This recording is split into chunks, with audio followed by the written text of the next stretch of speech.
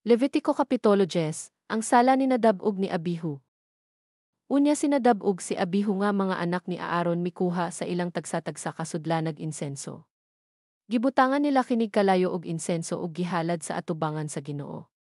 Apan ang maong kalayo dili balaan kay wala man kini isugo sa Ginoo kanila. Unya mitungha ang kalayo gikan sa presensya sa Ginoo ug milamoy kanila ug nangamatay sila diha sa atubangan sa Ginoo. Si Moises miingon kang Aaron, mao kini ang giingon sa Ginoo, ipaila ko nga ako balaan niya dong nagtahod kanako ug kinahanglang pasidunggan ako atubangan sa tanang katauhan.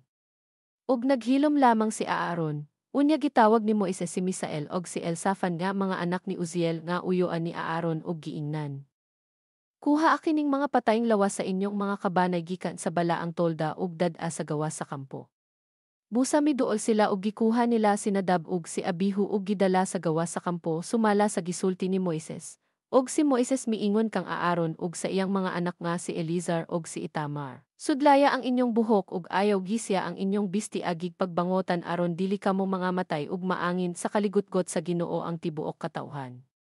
Apan ang inyong mga kadugo, ang tibuok banay sa Israel, makahimo sa pagbangotan tungod niadtong gisunog sa Ginoo.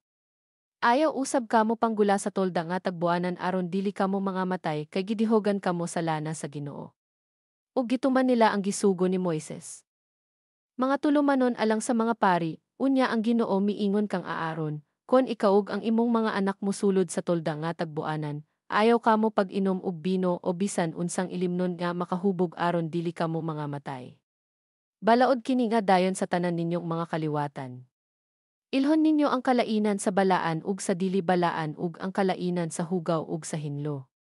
Ug tudloy ninyo ang mga Israelita sa tanang balaod nga gihatag ko kanila pinaagi kang Moises. Ang bahin sa mga halad nga mahiadto sa pari ug si Moises miingon kang Aaron ug kang Elizar ug kang Itamar nga mao na lamang ang buhi sa mga anak nga lalaki ni Aaron. Kuhaa ang halad nga pagkaon nga nasalin sa mga halad nga gisunog alang sa Ginoo. Kan aninyo kini nga walay patubo tupad sa halaran kay kining halara balaan kaayo. Kan aninyo kini sa balaang dapit kay bahin man kini nimo ug sa imong mga anak gikan sa mga halad nga gisunog alang sa Ginoo. Mao kini ang gisugo kanako sa Ginoo. Apan ang dughan nga gibayaw ug ang paa nga gihalad makaon nimo ug sa imong mga anak nga lalaki ug babaye sa bisan diing dapita nga limpyo kay gihatag man kini ingon nga inyong bahin gikan sa mga halad sa pakigdait sa mga Israelita. Dadon nila ang paa nga gihalad ug ang dughan nga gibayaw uban sa mga halad nga tambok nga sunugonon aron bayawon ingon nga halad ngadto sa Ginoo. Imo kining bahina ug sa imong mga anak hangtod sa kahangtoran sumala sa gisugo sa Ginoo. Sa dihang nagpakisusi si Moises bahin sa kanding nga halad tungod sa sala, nasayran niya nga gisunog daye kini.